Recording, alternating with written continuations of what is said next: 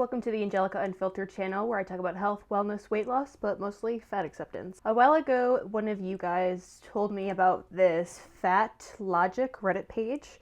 I don't really scour Reddit very often, but I guess I'm starting to because of all these fucking videos I make. So I thought it'd be fun to go through these and discuss the topics at hand. Sorry I'm serving face so hard in this video. I just have to go to a photo shoot for work in 48 minutes, so let's hop into this. So here is the Reddit page r//Fatlogic.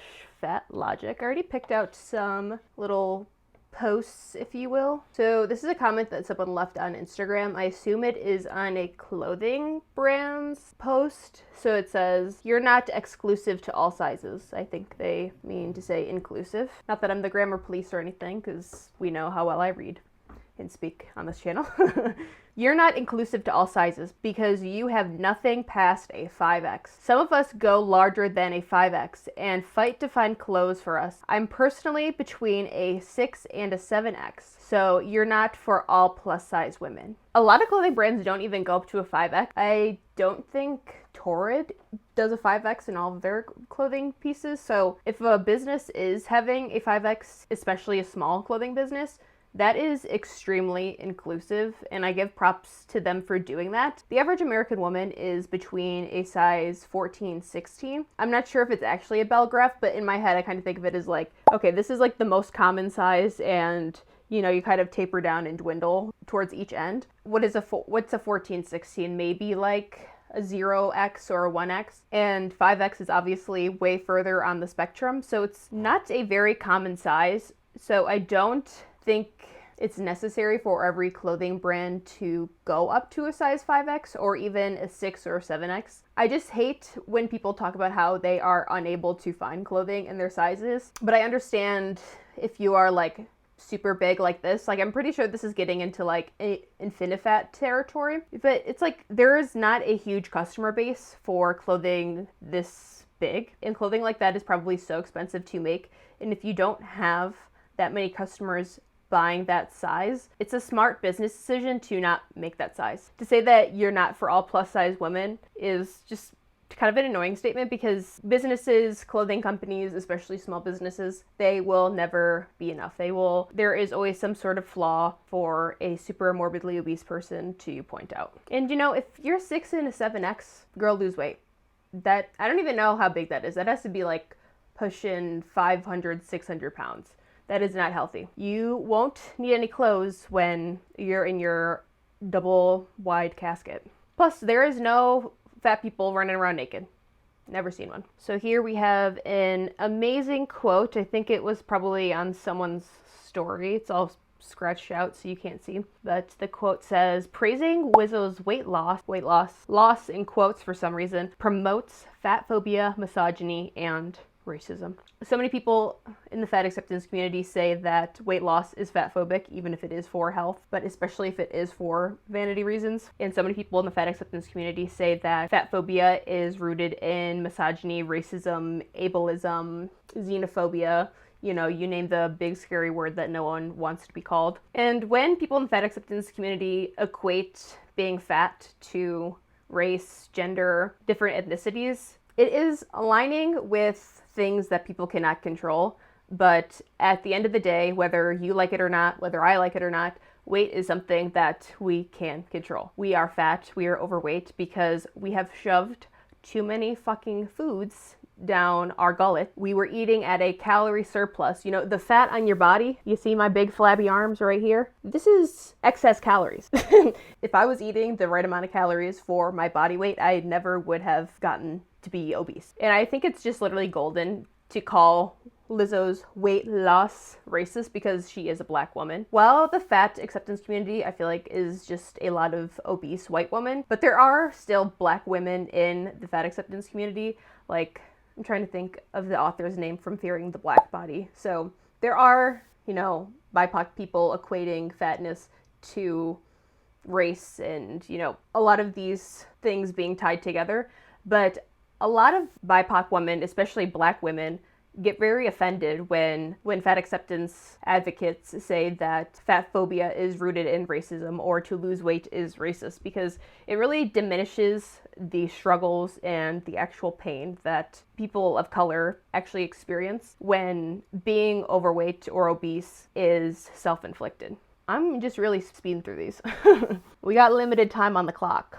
Let me scoot myself down. I'm gonna be really little. Everyone is just like, lose weight and get jacked. I'm not sure most people are even biologically capable of this in the modern environment without drugs. It's like telling a poor person that has racked up 5-figure debt, just make more money. Again, here is a fat person equating obesity to something that has nothing to do with it. And to say that they don't even think it's biologically, I just can't believe people put this stuff out on the internet. I mean, I know I was doing it at one point, but it just really boggles my mind still. They're saying, I'm not even sure most people are even capable of losing weight without drugs, without medication. Of course, I understand that it's fucking hard to lose weight. It's difficult, it's tedious, it's annoying, it takes forever. But to say that most people probably can't do it without drugs just implies this complete helplessness. And it makes fat people not even want to try to lose weight because they're like, ugh, it's impossible. You know, all these people on the internet are saying it. You know, it's genetic. Can't do it without medicine. When in reality, you fucking can. I mean, it might be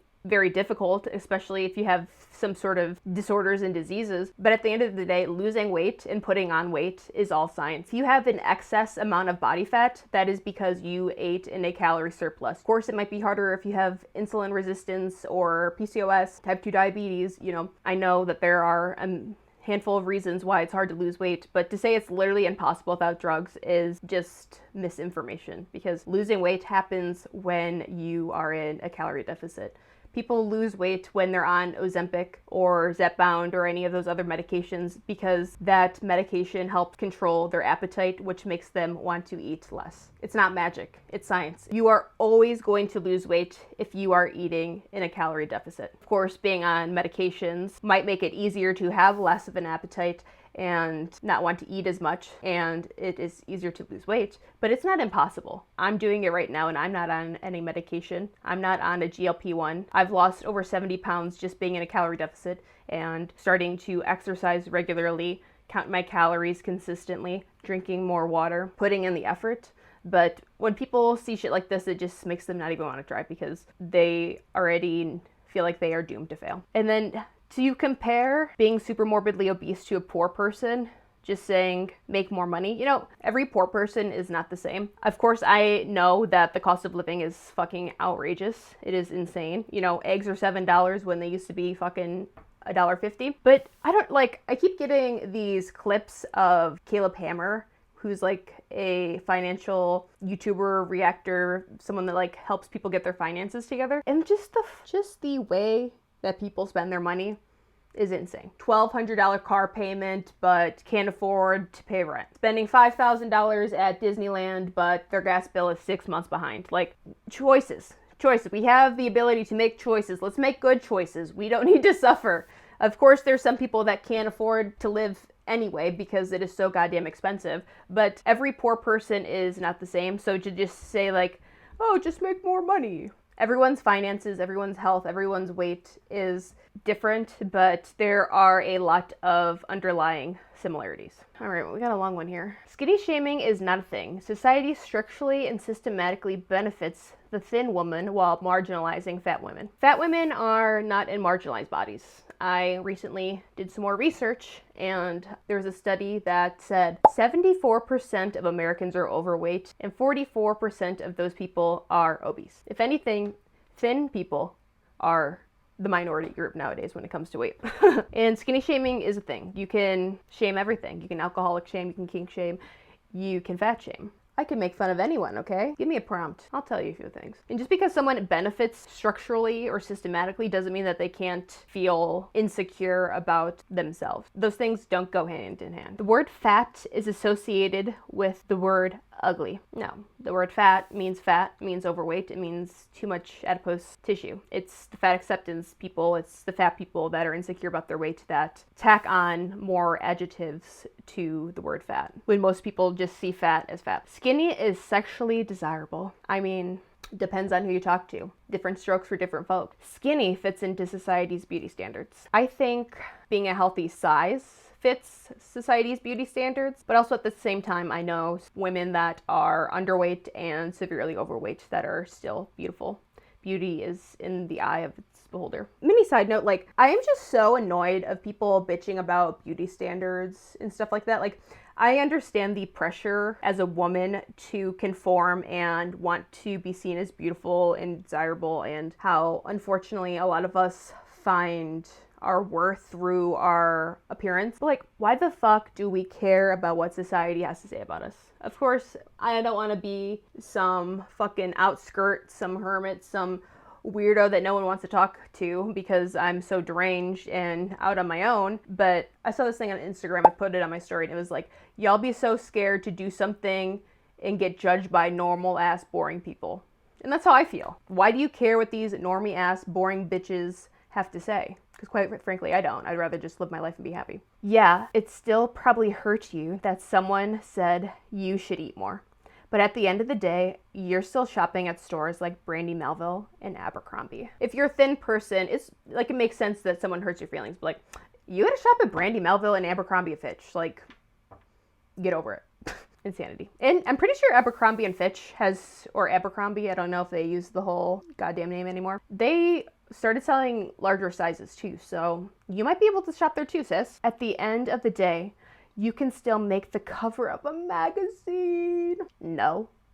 You think any normal schlub, any normie can just go on a magazine for no reason? It's usually models or actors or actresses, famous people. It's just not some normal person. And a lot of you can base the argument that thick is in. True, it's a little more acceptable to have some cushion for pushing. Breast is in, ass is in. You know why? Because fuller women are beginning to love themselves. And to say you're being skinny shamed is basically saying, wow, I'm not the one society thinks is beautiful anymore, so let me cry about not having an ass. Meanwhile, let me still be preferred over fat women. Okay, whoever made this post obviously has a lot going on in their fucking head. How society views you and how you feel about yourself are two different concepts. And sure, yes, white, cisgender, heterosexual, blonde woman with blue eyes might benefit structurally and systematically from a lot of things in society, but it doesn't mean that they can't struggle in other ways. What if they have an ED? What if they're in an abusive relationship? What if they're so poor and they're homeless? Like, just because they are deemed attractive doesn't mean that everything in their life is amazing. And fat people get so tired of being seen as just their body, and they hate that people see fatness when they look at them, but then they are so shallow, and when they see thin people, they only see their body as well. Very hypocritical. Like, go shop at Brandy Melville. Like, get over it.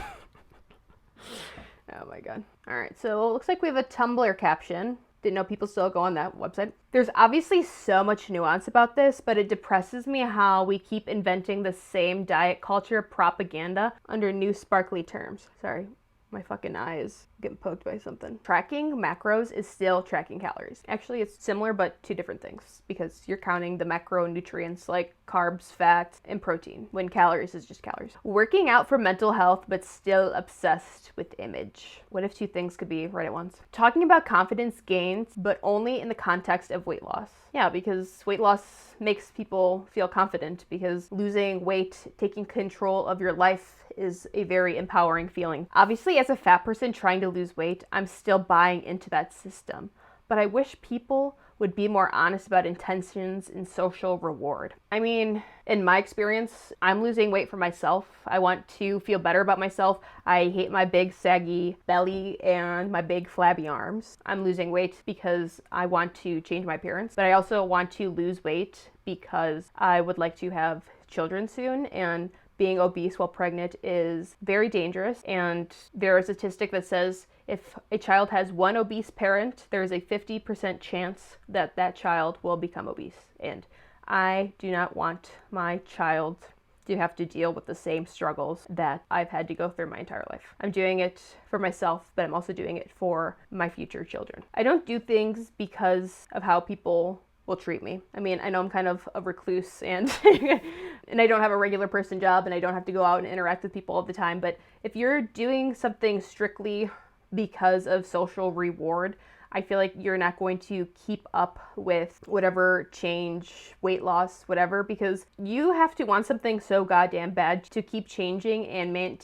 maintain your progress. Because people celebrating your weight loss and giving you compliments only fulfills so much within you. You have to find something within yourself to feel successful, to feel worthiness, to feel happy. You are not going to get that because you now have approval of strangers. That's very shallow. Like, if you're in the depths of your ED, you're not in your hot girl era, I hate to say. And same goes for people in the fat acceptance community. Just because you post doesn't mean you're in your hot girl era. That's also kind of showing you being in your ED era. And then here are the tags. Hashtag I just found out about skinny talk. Hashtag I feel like Tumblr is way less toxic about this, but I'm still sure it's here. ED culture used to be rampant on Tumblr. And the fact that I do feel more confident when I'm taking care of myself. Hashtag and I'm very motivated to do these things because of weight loss or fat loss. Hashtag much to think about. Food for thought here. All right, this is gonna have to be our last one because I need to iron my dress. Quote, fat activists think fat people are discriminated against and that sounds ridiculous. Is something along the lines of what I read today. Well, let's hear what they have to say. I agree with that quote. And it's like, that drives me up the wall because it establishes two things. First of all, fat activists are a singular unit. Yeah, because you guys all say the same dumb shit. And that person who posted that has more knowledge on discrimination that fat activists could possibly have. Basically, we're white, cis-het, non-disabled peeps who don't know anything about discrimination who want to pretend we're oppressed. Correct, because most fat activists are obese, white, cisgender women. Every once in a while, you'll see a fat activist that is disabled, usually because of their weight. And there are a lot of queer fat activists, but it doesn't mean that they aren't trying to coattail on people's oppression and try and make it their own, that are actually struggling. People are coming to the realization that fat people are oppressed was a long process. Tell me more. I went through a lot of arguments with myself, so you were fighting your delusion. And I didn't look at fat activism content at all back then. And guess what?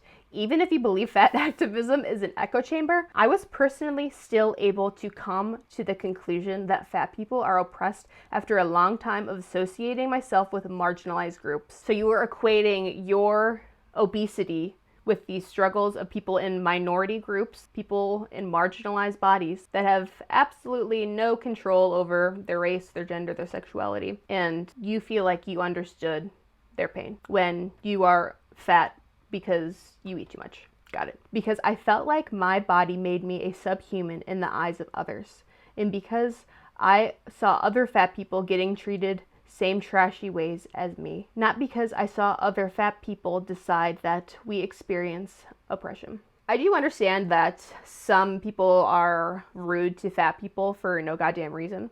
And I know that people can leave a little mean comments on Instagram when it's just a fat person talking about a miscellaneous subject or posting a little cute outfit at the...